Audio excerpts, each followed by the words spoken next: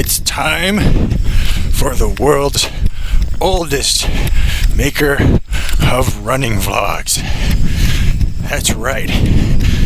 There is nobody in the world who is making running vlogs at an older age than the Lion. I checked everyone.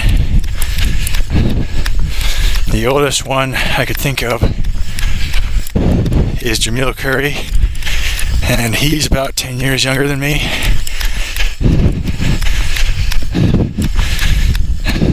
And beyond that, they only get younger.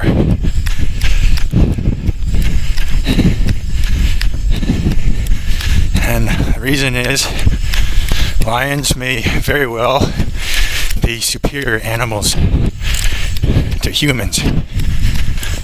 The main reason is, by about age 35, they're raising families, and by age 40, they're going through divorces. The single largest consumption of your entire output will be child custody battles, alimony, and basically the legal system after raising the family. But the Lion Kingdom managed to avoid all that. Another reason is lions are not vegan. As far as I can tell, everyone else who makes a running vlog is a vegan. And when guys are into veganism, it's not just something you can practice in private. It's got to be like your whole life. Everything you do is advocating veganism. People just can't do it. They really got to advertise the shit out of it. And one of the things I've noticed is that it gets more and more consuming until eventually they're walking into YouTube headquarters with a machine gun and shooting the place up. So, and then they shoot themselves. So I would consider, first of all, the rites of passage of having a family and a divorce, and second of all, basically suicide, being large factors, and also being vegan, being large factors in sharp cutoff in running vloggers after age 35. Of course, that's not to say lions aren't looking to alternatives to beef, because as you know, food prices right now are about 1,000% higher than they were 20 years ago. And 20 years ago, they were 1,000% higher than they were even before that. So we are looking for more cheaper alternatives, but so far plants are not proving significantly cheaper than meat. But today's run is actually the salad run, one of the key workouts in a lion's routine. We wouldn't have believed this a few thousand years ago, but running a few miles to get a salad is something lions do nowadays.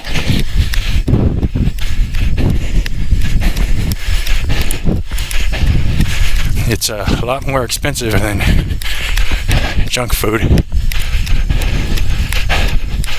but there are some benefits of eating plants, just as long as you don't go batshit crazy over your diet.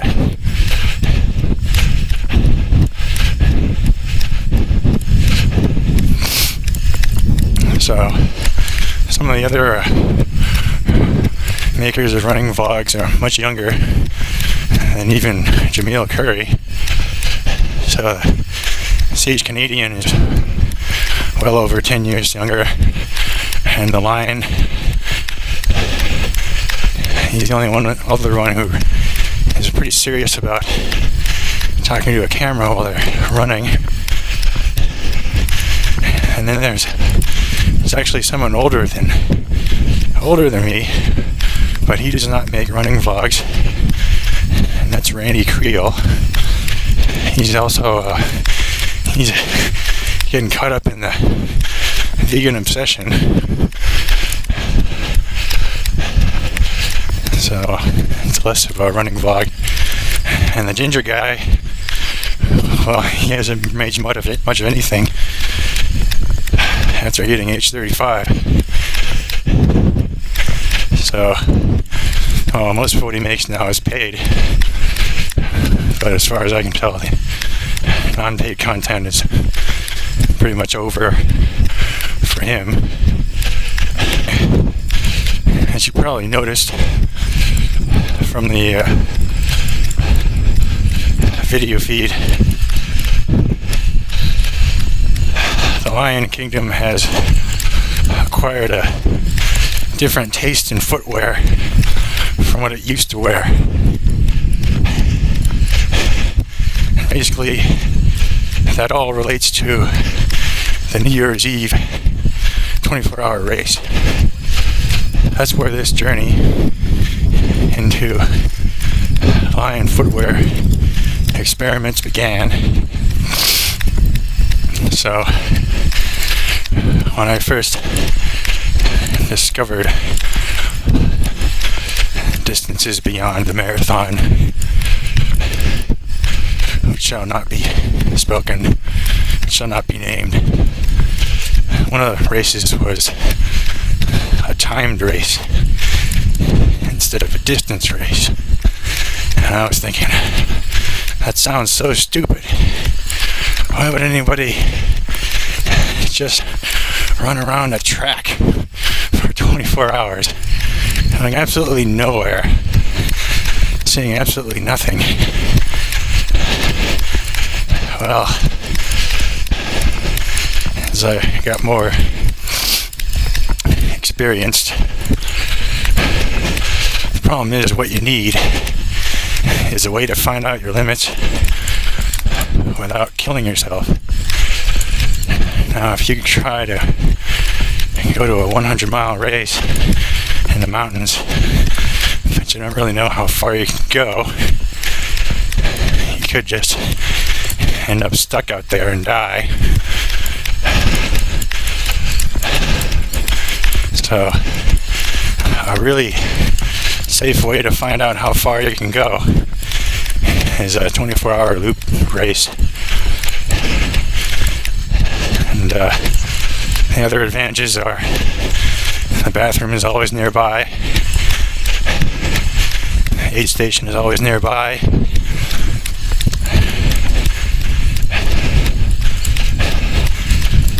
you sort of see the same people throughout the entire race.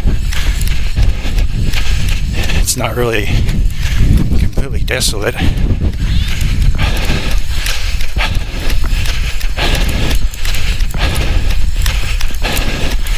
And you can bring all your kind of supporting consumables without carrying them around. So one day I mentioned that to Dean Karnazes, and he said, you know, I mentioned the New Year's Eve 24-hour, and he said, if you're going to sign up for that, then I'll sign up for that. I'm not sure if he was serious, and if he already signed up for it, or if he never heard of it, and I was the first one who told him about it. But a few months later, sure enough, he was on the roster for that race. Not only that, but Sarah Lavender Smith was also on the roster. This race had somehow become a big deal. And I looked at all the past results. And in the past, this race would sell maybe a third or a half of the spots, and there would be nobodies. But this year was different. It was everybody. It was sold out. Really big names.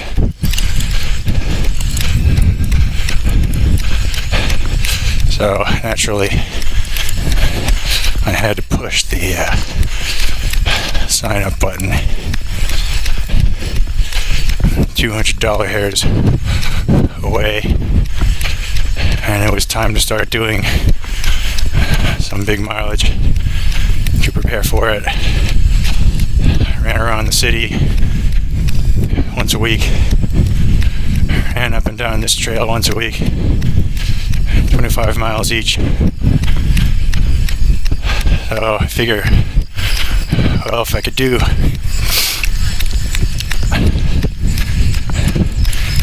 2 25-milers in 2 days, had maybe a 12-minute pace, I'd be in pretty good shape to hit at least 50 miles in the 24-hour race, and maybe even more.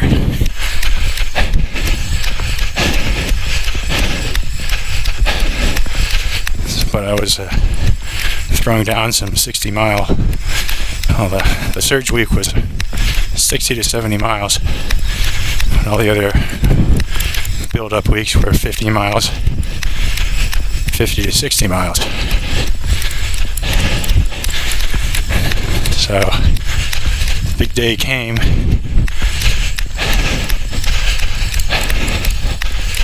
Race director sounded kind of confused as he started the race.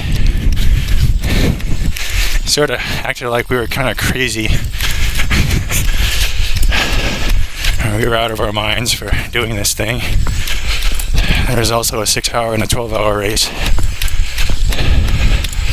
but I went for the 24-hour. And looking over the results, it's not as easy as you might think. Although there is a special award if you break 100 miles. 100 miles in 24 hours on that course is not easy. And usually if you break 100 miles, you also podium. Most years there would be just 3 or one person who would break 100 miles on it. And as that sunk in, even with the big mileage by Lion standards, I realized as well, it's probably going to be 50 to 80 miles, and I'll probably keel over long before 24 hours. But definitely after 12 hours, so it was worth the money anyway.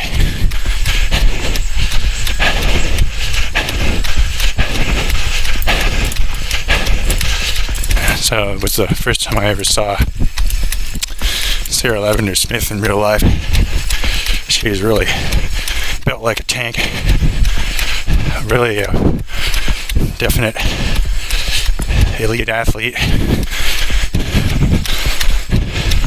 I didn't see Dean before the race.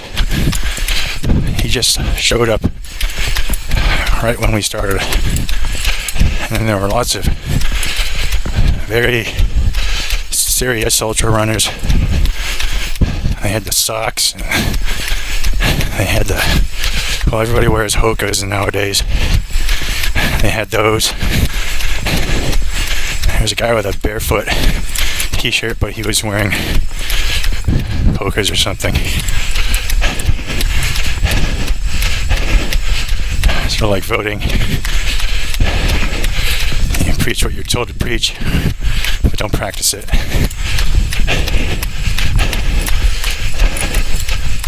So I had trained at extremely low speeds, even by Lion standards.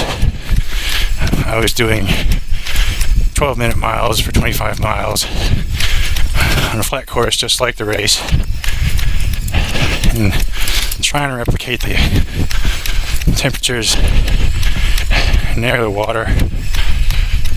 But on race day, when we started, it felt like everybody else was taking off like a rocket. And then there was this lion who, as always, is just sliding on down the pack. And then I realized, well, I should really just, it's going to be maybe 12 to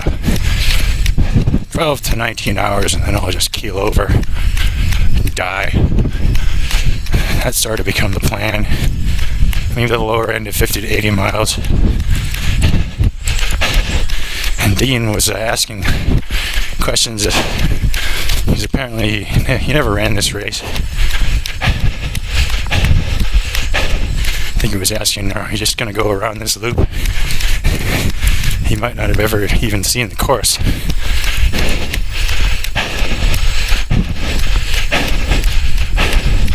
And that's why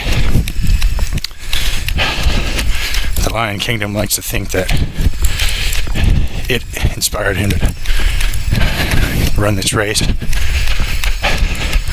So in the morning we had the low clouds and fog, which was really helping, but I knew it was going to get hot soon. And the big question was what to wear. So I really didn't want to stop after every loop. The trick is, even though you have the aid station and the support always there, you can't really afford to stop after every loop. It'll take a lot of time, and you can't really change clothing after every loop.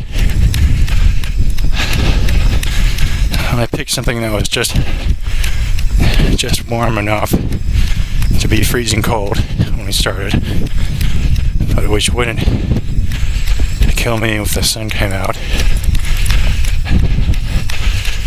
So when we started and everybody else was zooming by, I was trying to hit the right pace. And the first shock was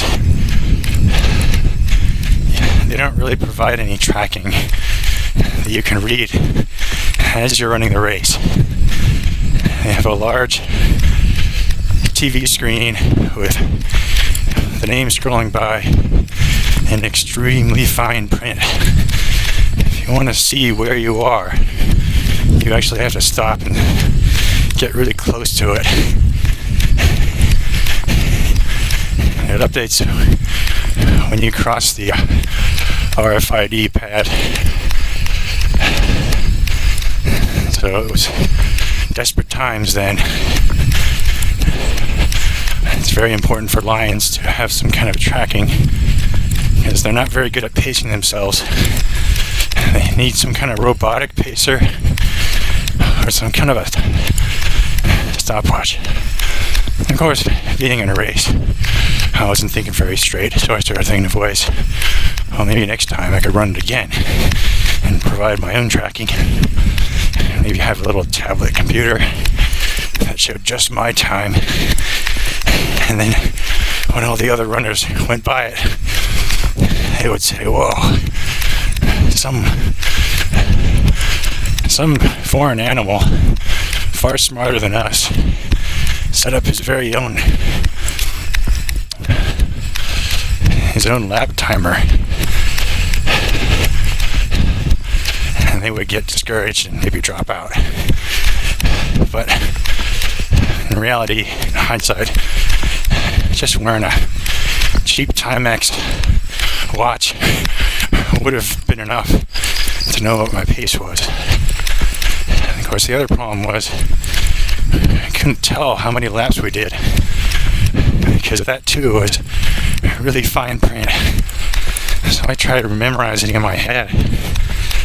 But eventually I lost count, of course, after about 25 miles. I would try to get a look at the screen after every lap without stopping. And eventually I could sort of make out a number.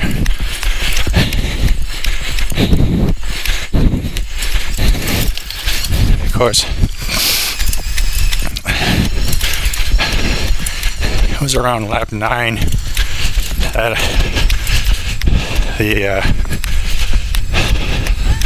RFID pad beeped twice when I crossed it, and the guy who was watching it freaked out. And so I realized, that thing was prone to errors, and either it was randomly counting laps twice or dropping laps, which really wasn't really motivating. But anyway, I didn't see Dean at all for most of the day. I think we were perfectly synchronized on opposite ends of the loop. But Sarah had reverse directions at one point, so I would see her. In fact, I would see her way too often. It appeared that she was lapping me twice for every lap around that course. It was really depressing. How could this other animal, who's not even a lion, be doing at least half a mile more than me for every mile that I was running? It couldn't be, but it was definitely her lapping me twice. And she was going the opposite way. And I really didn't want to go the way she was going. The plan was to go upwind, away from the water, and then to go downwind when we were next to the water. Because I had run that course many times before, and I knew the sea breeze was really brutal. So you want to go upwind where the sea breeze is weakest. Of course, in hindsight, there wasn't a whole lot of wind that day. One of the challenges was, as the day wore on, the tourists came out. Tired, weary masses yearning to be free from all around the world converged on that field. And as we were running around, we really had to dodge a lot of tourists. So, kind of like a game of soccer, 24-hour game of soccer at that point. And I was going really slow. It was really hard to hit the desired pace for some reason. And then at mile 16, it happened. There was a hot spot in my left foot. So I took off. I took every precaution, I wore Injinji socks, shoes that never failed before, ASICS Hyperspeed with modified toe boxes. It was really a bulletproof shoe. I never had blisters before, but then today, there was a big old blister on that left foot. Rats. Apparently we had been running on a sandy course all day with lots of puddles and the sand had gotten into that sock. It's wet sand, so it just aggravated the skin wherever it could.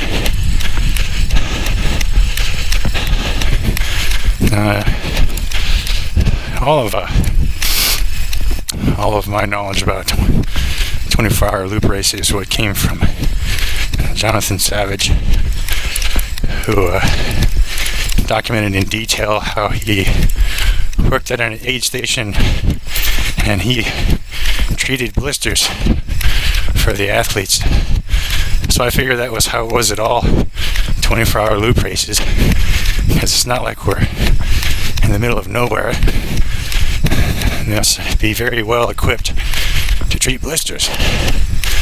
And it turns out, no, they didn't have anything to treat blisters with. and they didn't really know what to do. Can't blame them, they're all volunteers. Apparently the Jonathan Savage anecdote only applied to himself.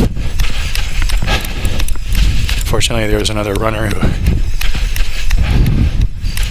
tried to slow down the progression of my blister using a burn bandage. It seems sort of counterintuitive because you don't only want the thing to be drier.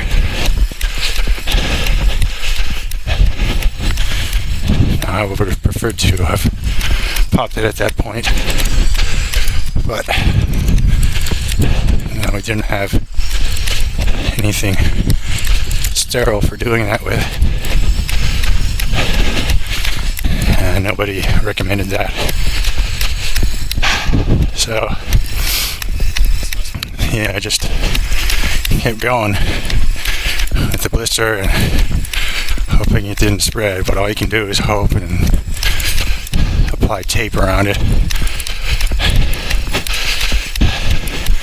So I was at mile 16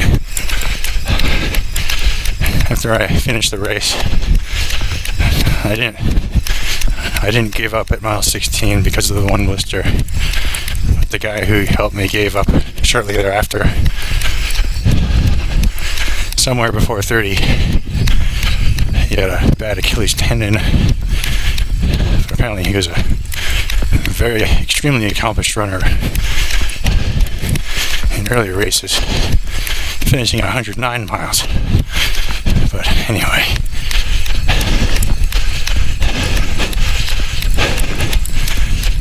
so I hit the 25-mile distances that I have been training with. And as happens so often, as soon as you hit the distance that you train at, the wheels start coming off. No matter how hard you try, at least for lions. I don't know what it's like for humans, but if you have a mane and you train at 25 miles,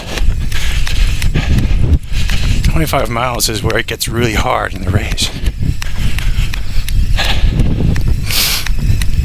So 25 to 31, sort of things started really slowing down, and all throughout a race like this, you're thinking, well, you could be the one.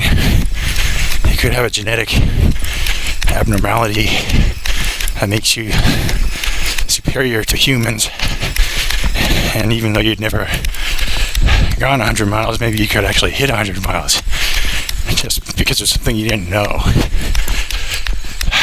Well, it was that. And I was trying to take in tons of water. I took in far more water than anyone else because lions need a lot more water than humans. And I was making sure I got 300 calories every hour.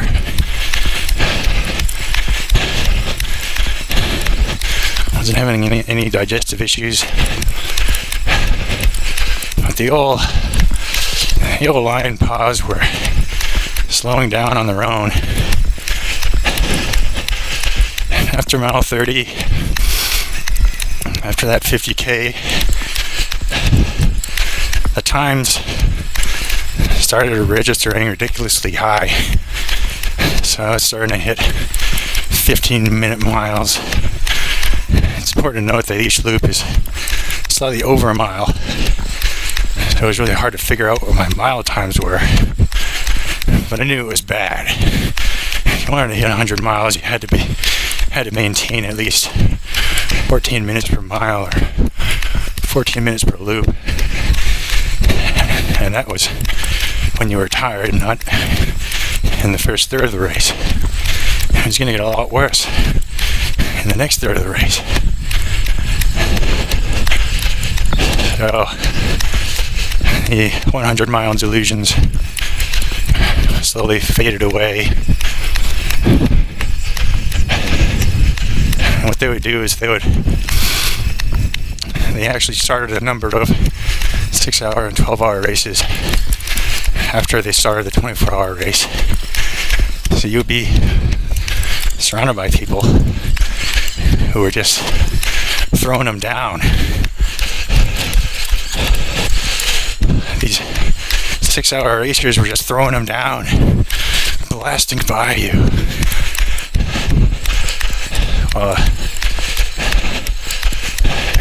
Your lion legs were just slowing down, and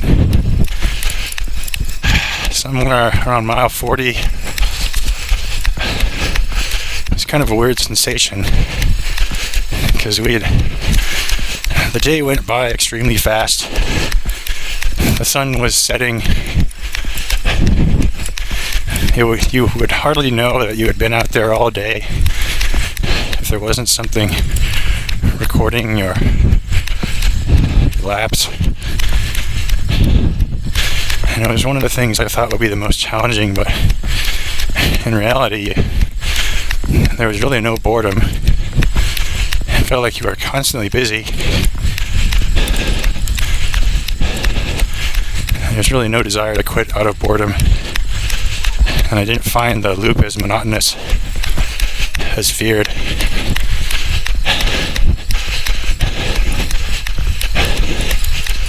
Although maybe if you run this race twice, you might find the second time pretty boring. But the day ended and the terrorists faded away just as fast as they came. And we were still out there, around and around, slower for some of us than others. By mile 40, I was hitting 20 to 25 minutes per lap. Really horrible. It felt like everyone else was doing 15 minutes per lap. And there were people speed walking past me, not even running when I was running. A total disaster. Lion Kingdom was just not itself anymore. When lions are in a low point, they get really grumpy and they don't want to be around any humans.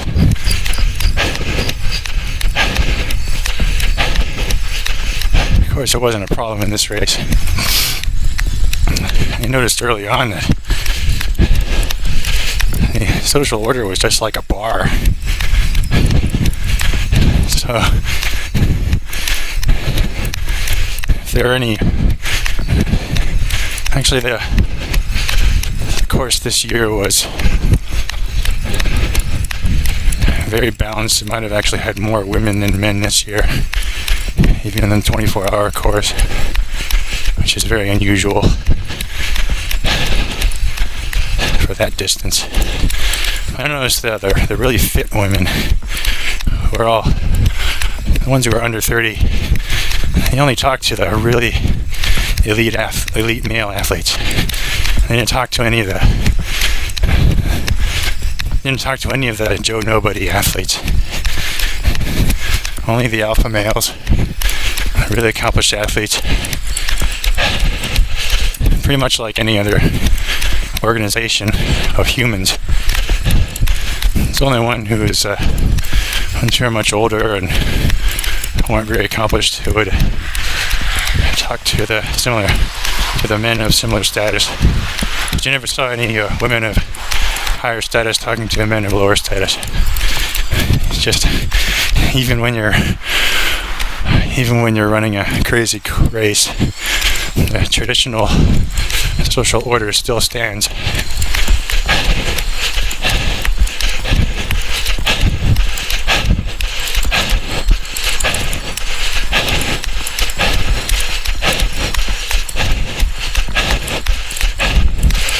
Other than that,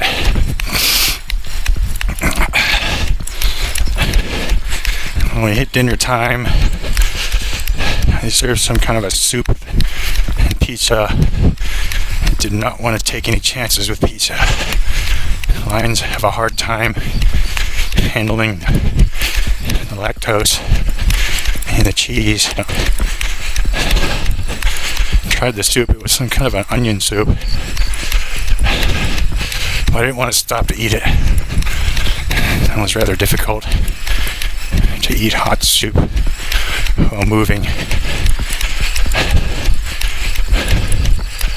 Still worried that it might not work entirely. Of course, after sunset I was running maybe half the course and then walking the other half. And that was managing to hit 25-minute loops. And everybody else was speeding by. Couldn't tell how many people had dropped out. But Dean and Sarah were still there, and they were definitely in a duel.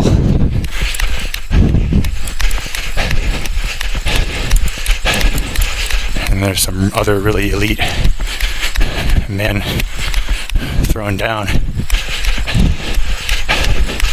There's another runner called Hillary. It said Hillary on her bib. Every time she passed me, usually going much faster, of course. I would wonder who she voted for. But the funny thing about voters around here is they all vote one way, but they'll practice. Well, they all vote liberal, but they all practice conservative in private. It goes for the social order as well as anything else.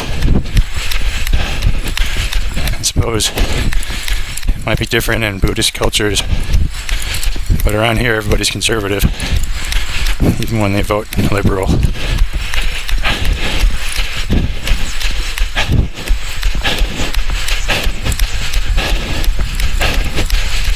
So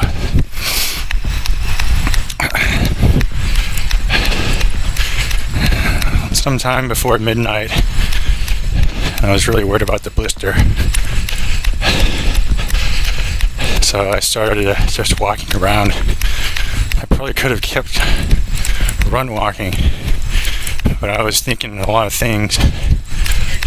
First of all, I still want to be able to run fairly quickly after this race, so I didn't want to completely destroy my feet. Secondly, was a quote that was on Runners Connect, where the boyfriend of the host of the show said, "People are going to treat you the same, no matter how well or how poorly you do in a race. The only person the race really matters to is yourself." And I guess it probably demotivated me. And I was thinking, I have one day off on New Year's Day. Do I want to spend that day sleeping after this race and being immobile, or do I want to try and do something else on that one holiday? Maybe if it wasn't for the day job, I would have really pushed harder, but there are other things to do as far as robotics. So I figured, I had realized after mile 40 that I wasn't going to make it anywhere near 100 miles. Maybe I'd hit 50 if I'm lucky.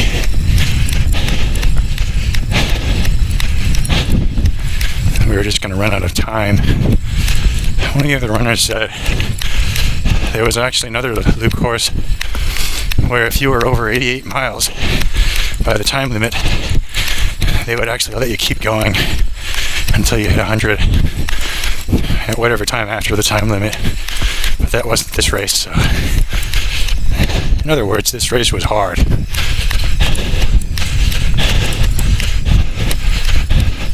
So I figure I'm going to try to hit 50 miles and then fall over and die. That was the plan.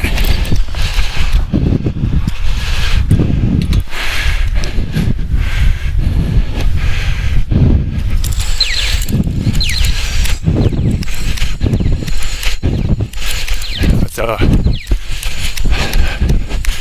and of course, after about 10, shortly before 10 o'clock at night, I finally had to take a dump.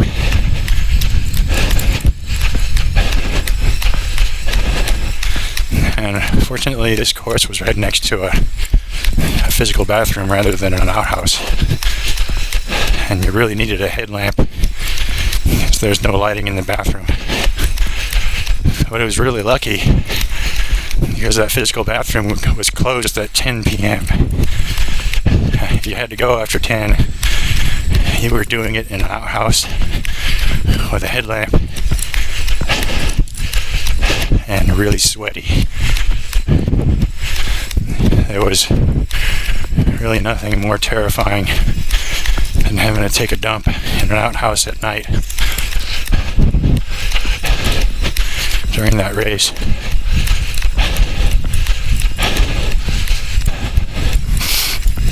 And one of the plans was try and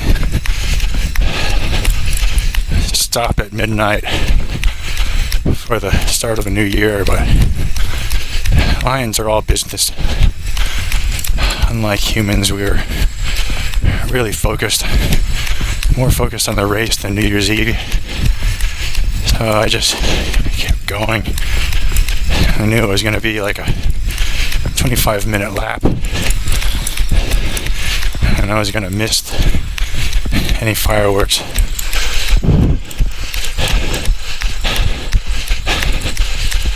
As far as actually seeing the fireworks, we would see the Golden Gate Bridge for half a lap, and then we would see downtown for the other half.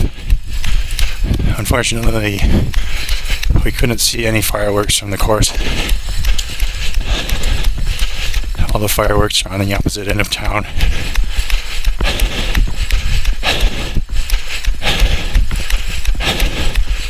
There was a group of runners who stopped at midnight anyway to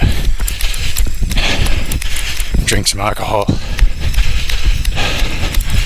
But when you've been running all day and taking a dump in an outhouse, nobody touches each other. There's definitely no hugging and kissing going on after a full day of gels and goos.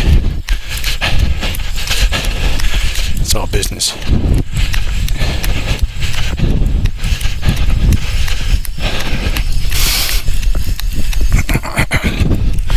So sometime after midnight,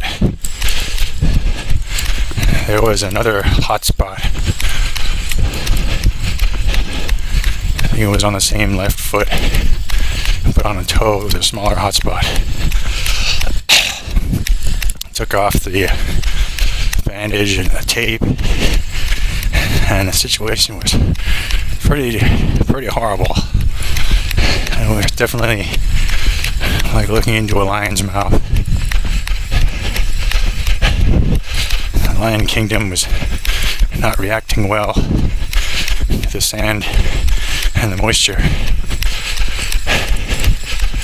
And also those ASICS hyperspeeds were, although they worked well, because for some reason lions can't handle heavily padded shoes.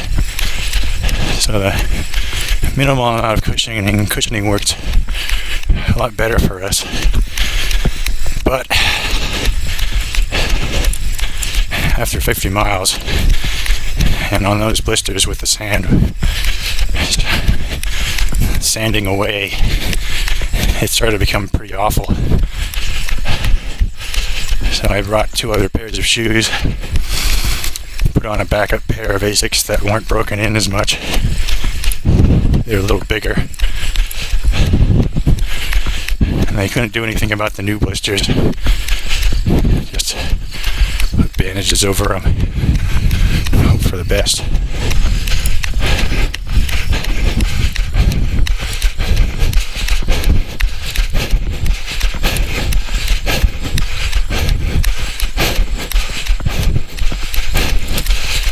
I got a police situation over here. They're on the scene. Somebody saw a lion on the loose. Checking it out. I don't know what they're talking about.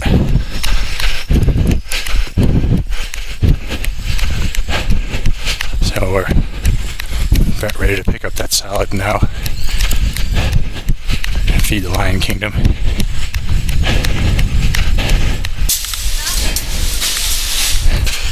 A lion tip from us to you is to get the Southwest salad during your Trader Joe runs. So when you run back with it, it won't get soggy like chicken would.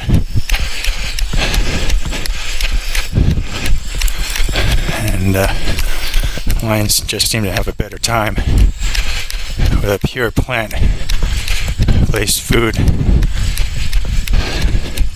Of course, sometimes we try to do this return trip really fast, try to keep the salad fresh.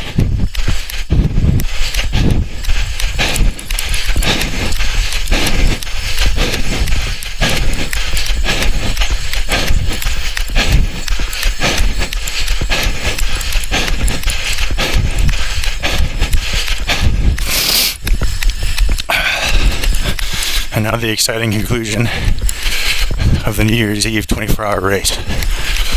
So where were we? It was shortly after midnight. The blisters were terrible. The lions were thinking about dying. Grave thoughts. One of the things that happened was, passing mile 50 wasn't really a strong memory. The memory wasn't as strong as I thought it would be. It just sort of happened through a combination of walking and running and suffering. You'd be amazed at how much suffering is involved on a perfectly flat course with all the aid that you could require. But the lion anatomy will always find a way to develop pain. Lions were never really great athletes, and that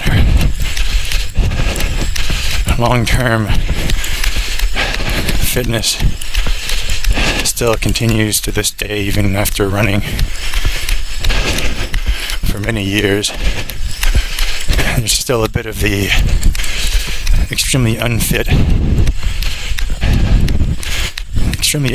nerd of past lionhood.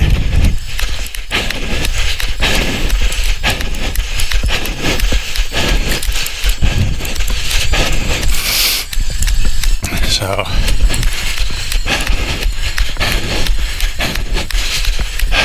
this was when it got really inspiring to see Sarah and Dean going at it out there. I had brought a second pair of Asics and a completely unworn pair of Hoka. In fact, the first generation of Hoka Cliftons. But I tried them on and they were extremely small for some reason. My feet had just swollen incredibly during the first 50 miles. There was no way they would fit, even with the toe boxes cut open, which they weren't. So if you see them on eBay, they're unmodified. They're brand new, unworn, first generation Hoka Cliftons. Really expensive when they were new, but they didn't. Lion Kingdom didn't last long enough with extra padding to wear those. With lions,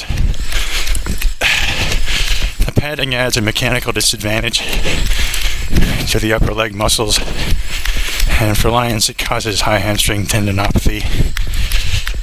After I discontinued the padded shoes, the tendinopathy rapidly went away.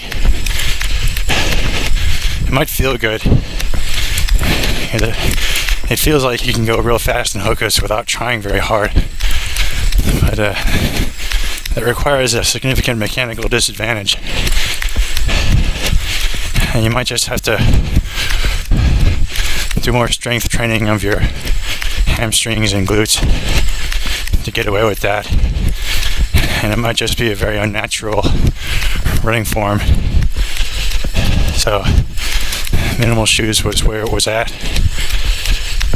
Nowadays, even more minimal, as you can see. So,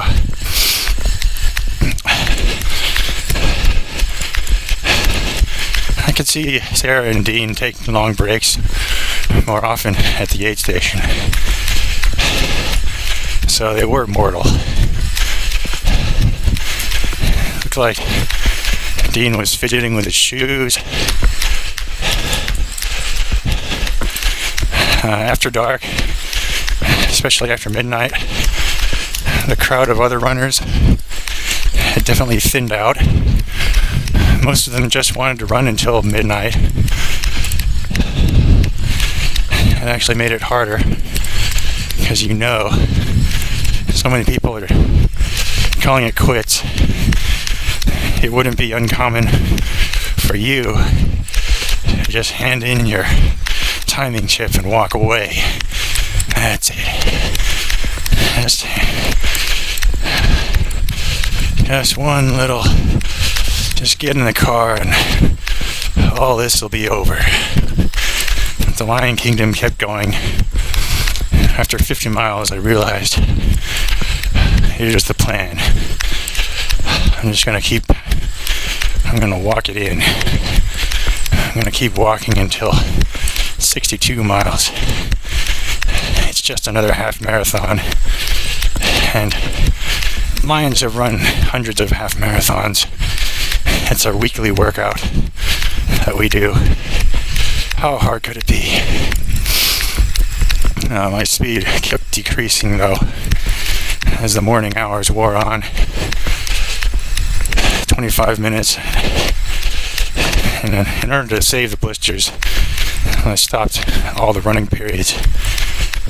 So when walking full time, each lap was taking 30 minutes.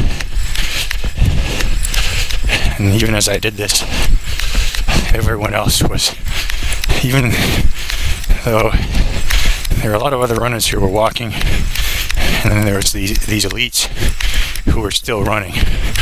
Well into the morning, well past 50 miles, they were still running. That was just unreal. As you were thinking, as a mortal animal who is really fighting to hit 30 minutes per lap, for a human to still be running after all these hours, it's like, that's an example of what you have to do to get paid in this sport, for one thing. And that was why, there's no way a lion would ever make a living at this sport, because there's no way we could run it after that long. But every 30 minutes I would finish an agonizing loop towards that 62-mile goal and see Dean pass by the opposite way. And he would always be running, and he had a flashlight. I think he tried a headlamp briefly, and then he went with a flashlight, which he held near his waist, obviously so we could see the texture of the ground. I was wearing a really crummy headlamp. It was a $5 deal many years ago that barely lit up, just enough so other runners could see me more than me seeing them or seeing the course. There's a big fear of getting hit by another runner and maybe ruining their race because they couldn't see a lion in front of them.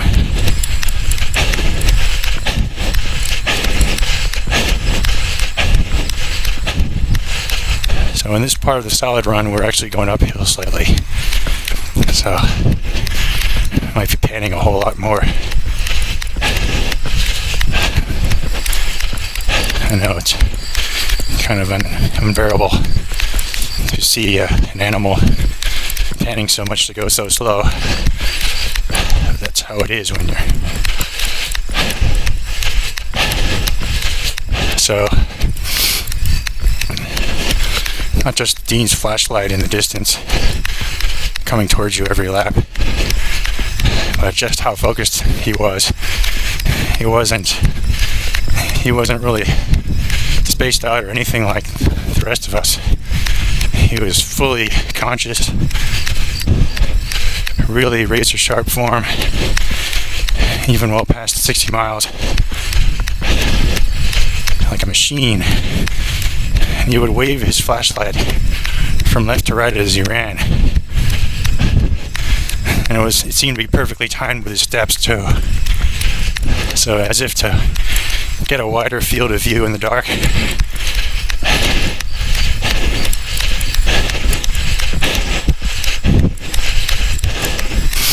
As the night wore on, it got colder, very cold. I had to eventually, I never put on pants, but I had to put on several layers of sweaters, especially if you're not running. That course gets really cold. But Dean still had his normal jersey on, even at the coldest hours, because he was still booking it. And then Sarah came out of the shadows once. Maybe she was working on her shoes, but she seemed to be tapering off quite a bit as the night wore on. So at least there was one mortal. At least one of the elite athletes was somewhat mortal.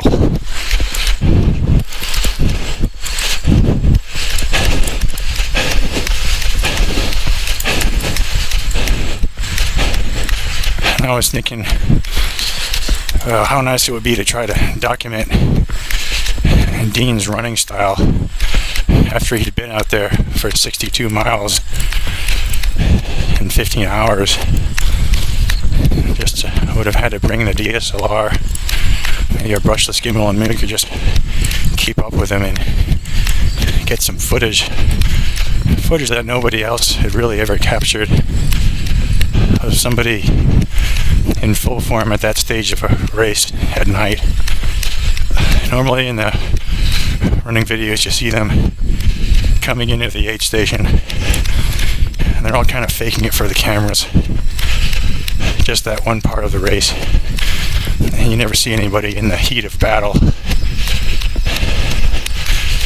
After every lap I would take my shoes off and shake the sand out, because clients are really grumpy in a low point, and it feels like every piece of nature is acting against them. And I was certain those shoes were just packed full of sand after every lap. It really felt like it. Of course, it was only a little sand, but I was so frustrated. I was just trying to bang out any sand there was, and that added a few minutes to each lap. But eventually, the moment finally came.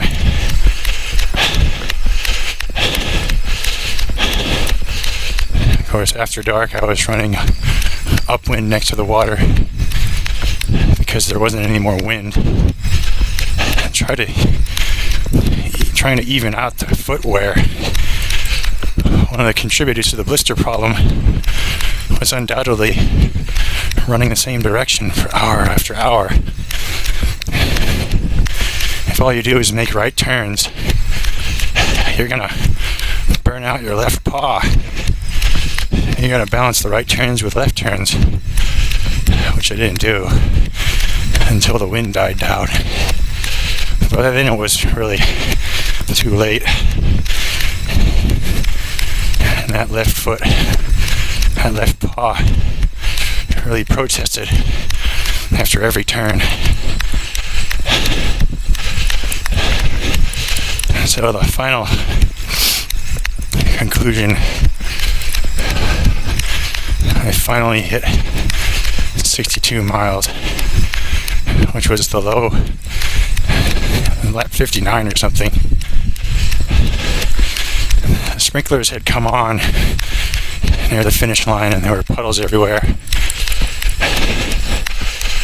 So your feet were going to get really soggy if you continued. And I just remembered pounding it in.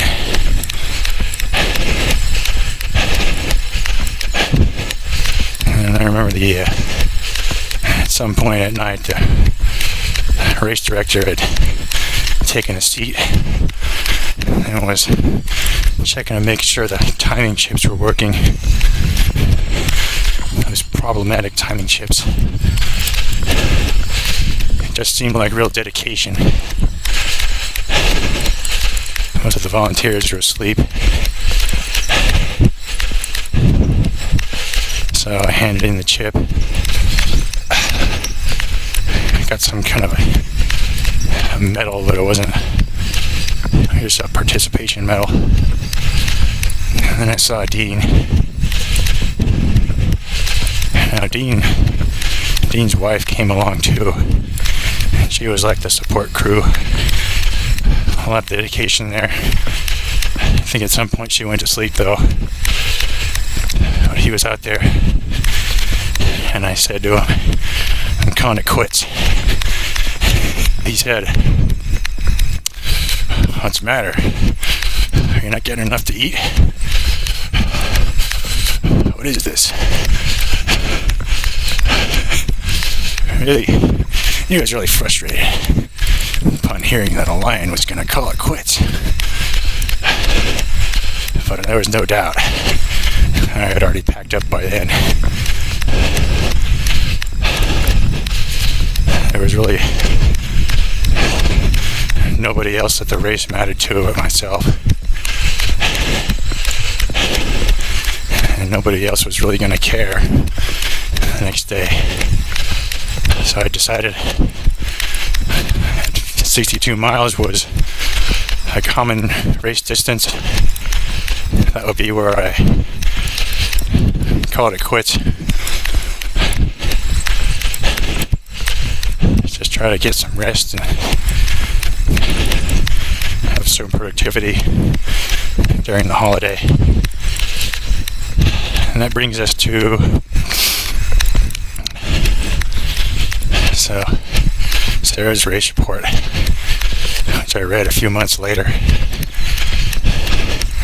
It turns out that her sister was also running the race, and when I thought she was lapping me twice per lap, it actually wasn't her, it was her sister.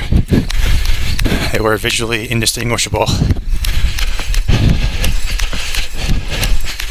The other revelation was she never had blisters as bad as that race. But apparently she was a lot better prepared than the lion. So she was able to keep going. She was able to treat them. So the blister situation also affected humans, which was somewhat relieving and also dissatisfying that someone that good could still have the same problem. What chance was there that a nobody lion would ever overcome the blistering problem on that course?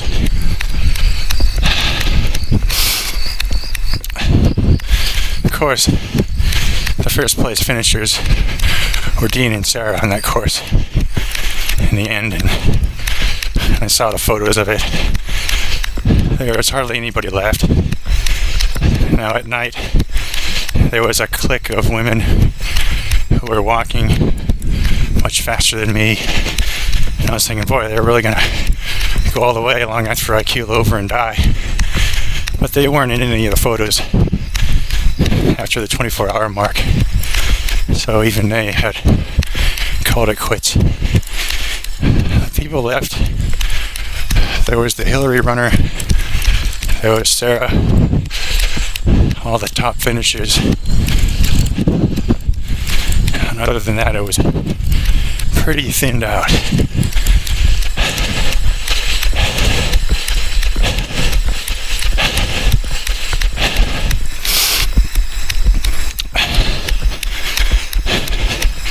And I was thinking,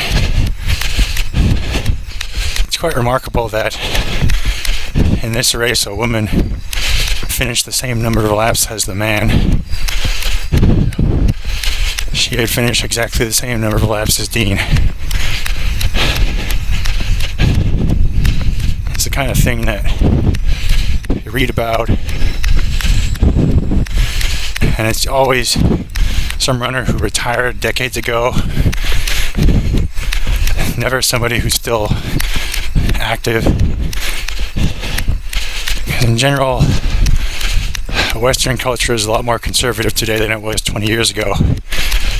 So these cases of women really trying to compete with men in sports all tend to be in the past. So I didn't think that I would actually be in a race where that happened. And I would actually see the other athletes on the same course. In a loop course with elite athletes like that, you don't just see them pass by once. You're running with them all night. And it really, it draws you in. It draws you in a lot more than running a whole mountain race. And then for 10 seconds, seeing an elite runner just blow by. And that's it. Come back next year. No, we had running this race together. Us Lions and the elites.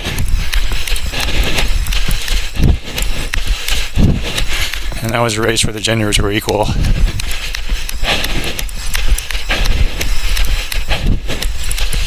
But as for the Lion Kingdom's feat,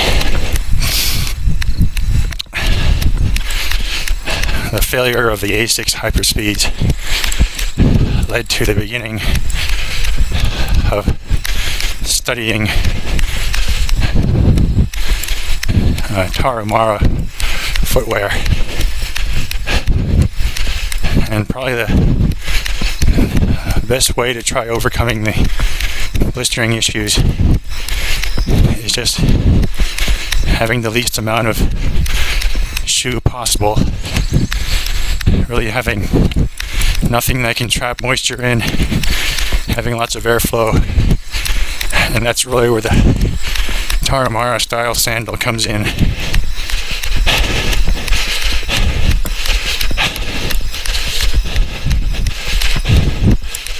Also with the commercially produced running shoes,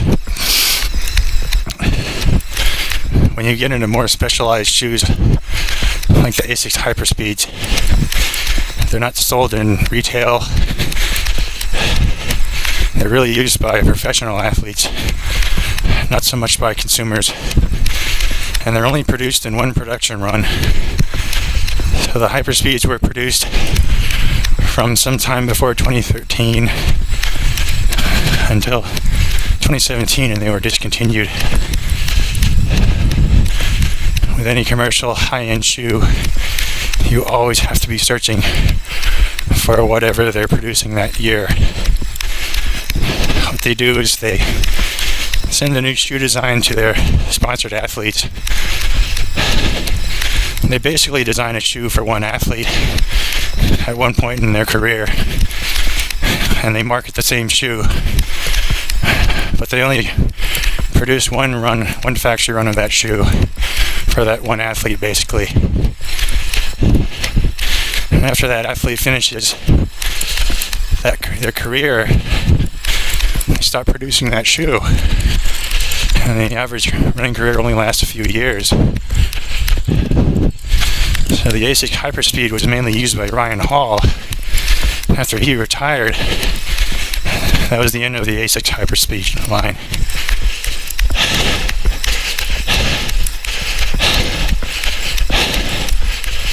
But the Tarahumara sandals have been working much better than any other shoe. And you'd be surprised how fast you can go in these things. And we Lions finish workouts in sandals in really good condition compared to how we'd finish in other shoes. It's like the feet haven't been worn at all. There's no callousing, no blistering. The main problem is the durability. Finding a lacing material that can withstand friction with the ground. Finding a sole material that doesn't cause blistering. Zero Shoes Genesis look very promising, but they're made of a very tenacious rubber that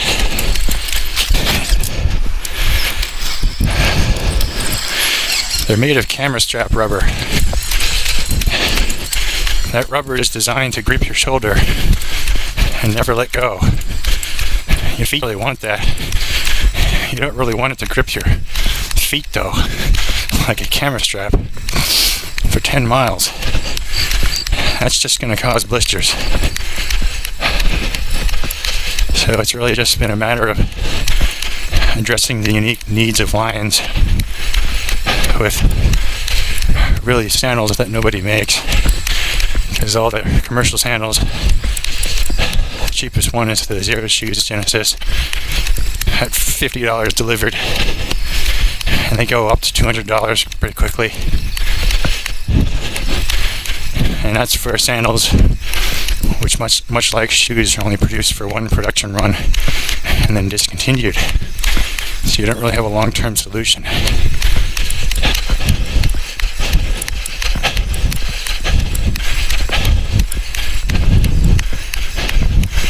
This is the second iteration of the Ultimate Volume Mic. We've got it eventually led to a Raspberry Pi with a $4 Chinese sound card. Really awful sound quality unless you play with it and treat it really carefully. The main problem was the self-monitoring. This Chinese sound card can't monitor its own line input in hardware.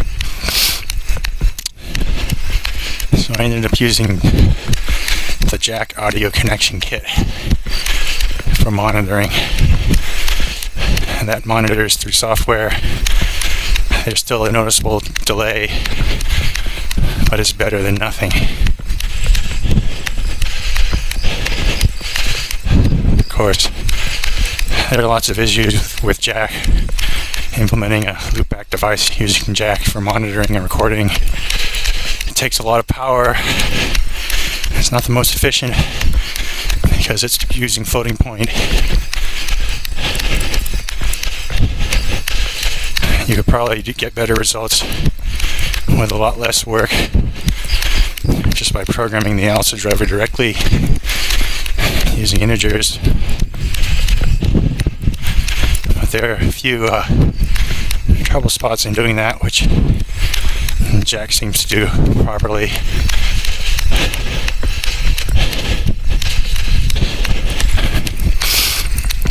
The Raspberry Pi 0W has basically replaced most every dedicated embedded system. There's really not much that could be done cheaper with anything but the Raspberry Pi 0W that has the Bluetooth and the Wi-Fi and the gigahertz, plenty of storage and RAM, and it's just a whole lot cheaper than a custom microcontroller. They really killed it.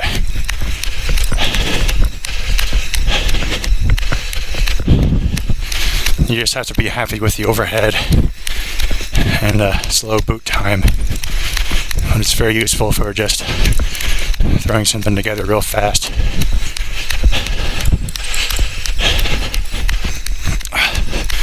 Be sure to subscribe for more running vlogs from the world's oldest maker of running vlogs. We don't use Patreon because the CEO of Patreon ends up making most of the money through that, and it ends up just increasing your own rent and actually making you any money.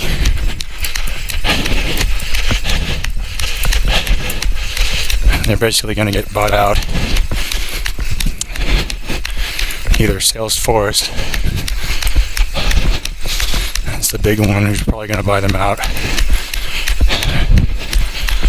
or they might get bought out by Kickstarter or Indiegogo. And you know, the people who run businesses like that make a whole lot more money than the artists who they support, and the money comes in through the buyouts, and that's where you really feel it in the rent and the cost of living. So Lions prefer just to take donations directly through PayPal or Square. I think their commissions are a little lower than a service that's officially branded as a crowdfunding service.